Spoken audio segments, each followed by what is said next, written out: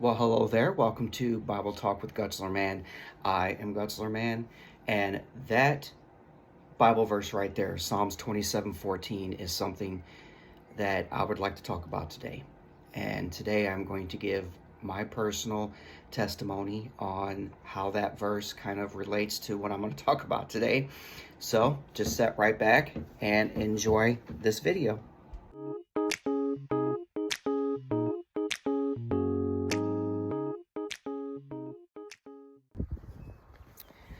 Psalms 27, verse 14.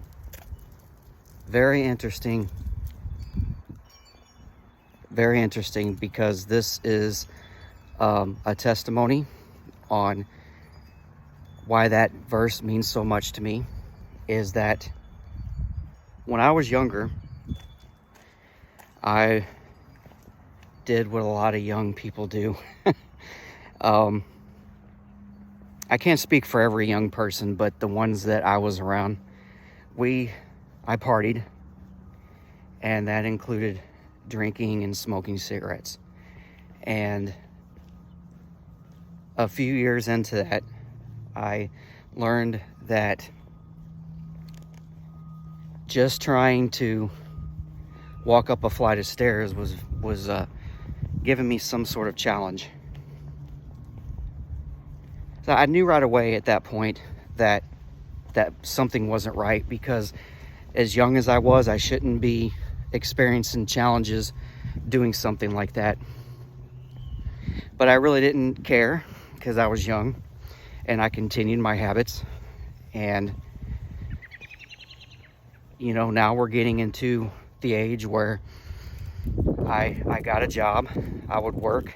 I would come home and go to my friend's house, and we would party. And that was the lifestyle that I led for a very, very long time. And even though I was thin, because when I was younger, I was really thin. I wore a size 29 and 30 waist, even into my late teens, early 20s. And no matter what I did, I just couldn't gain the weight. Even when I took whey protein to try to gain weight,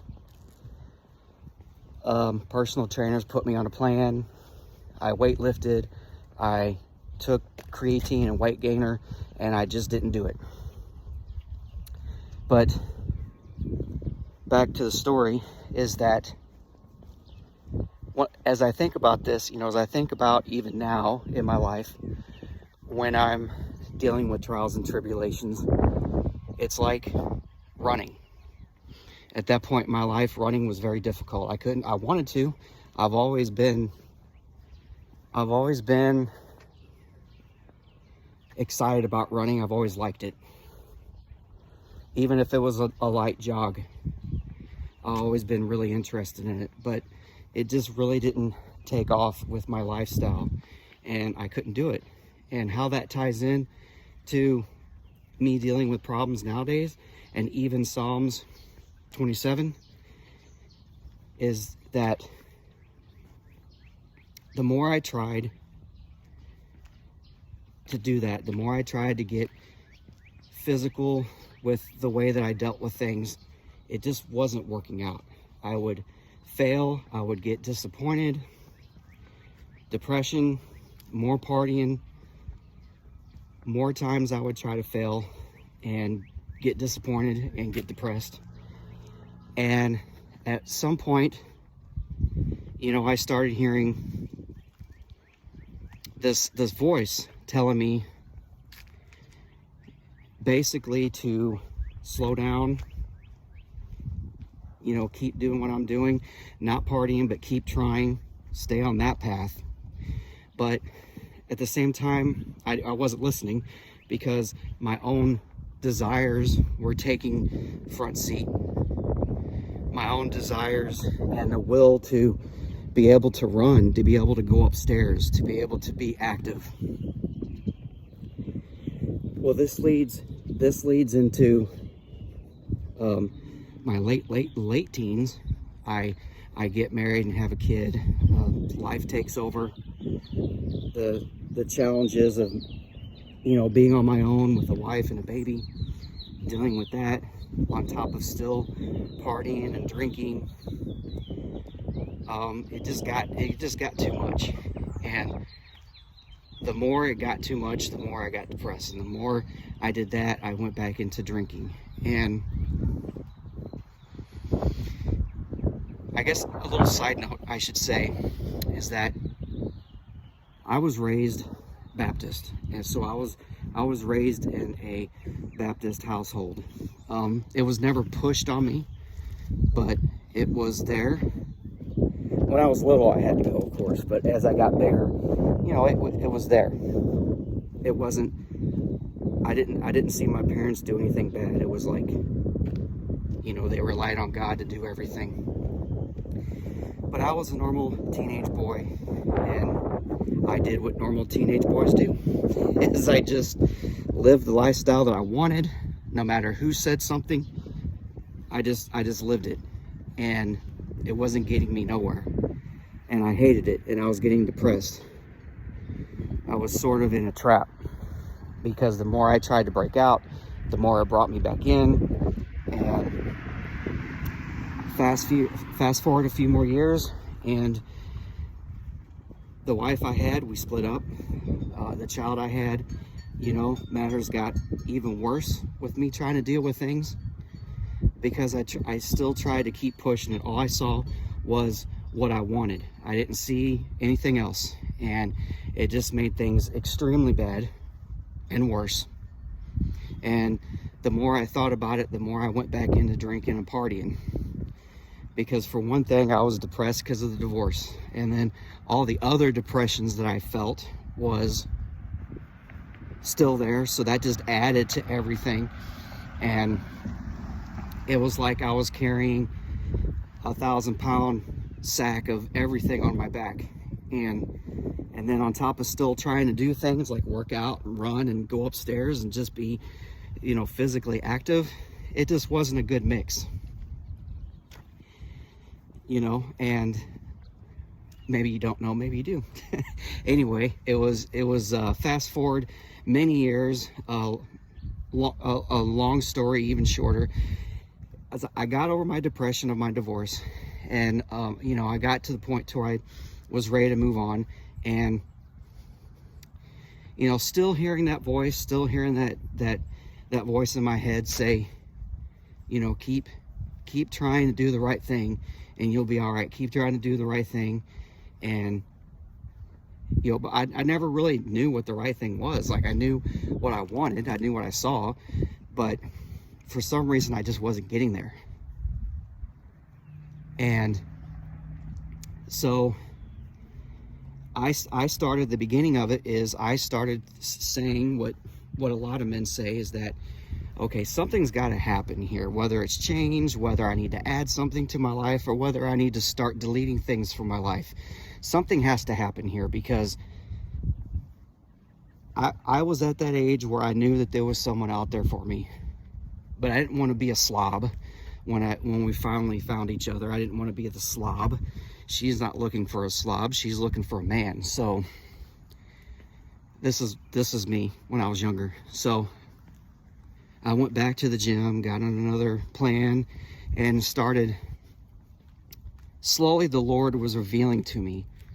At this time, I still hadn't given my life over to him, but he was revealing to me that some changes in my life, there were steps in this process that needed to happen before I could get to the final results. So in other words, if I wanted to be able to run around the block a mile, if I wanted to be able to run up a couple flight of stairs without feeling like my gut was about to fall out, I had to quit some things. I had to do some things. I couldn't just walk outside and expect to run. I had to work my way up to running up those couple of stairs. I had to, work on a few things, stop partying, stop smoking, and eventually I did, one way or another. There's times maybe when I take a cigarette here and there but it's nothing like I used to, nothing at all. And to even make a short story shorter, eventually I was able to conquer through those things, get through the depression. You know, in the meantime, I've had brain surgery. I've had more revelations. The Lord revealed more things to me. There's more things I went through. Even now in 2025, I'm still getting stuff. You know, I've accepted Christ in my life, and I've learned that to tie Psalms 27 verse 14 in with running and into everything that I've been talking about is you have to rely on the Lord. You have to rely on the Lord to work in your life. You just have to give it over to him. If you try to jump to point C without going through A and B first, then there's things in your life that won't happen. I fell flat on my face and I failed. And it's a result of me not giving the will to God and letting Jesus and the Holy Spirit do work through my life in order to be able to see what I needed to see. And you go up 10 more verses in Psalms to Psalm 37, and it says that, basically, I'm paraphrasing here, but just basically give everything over to God. Trust in God. Be still, know that God is God, and let him do work in your life.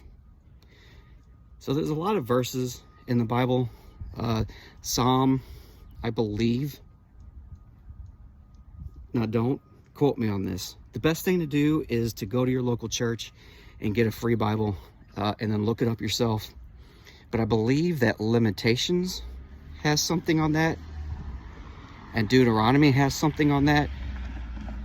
Although I can't, with me not being close to a Bible, I can't really reassure that. But just Google, what does the Bible say about relying on God? You know, being still, letting God do his work in your life, because it's very important and very awesome that we do that,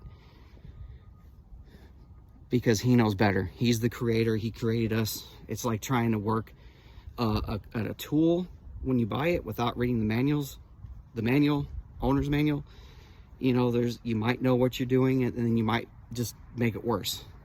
There's a few things that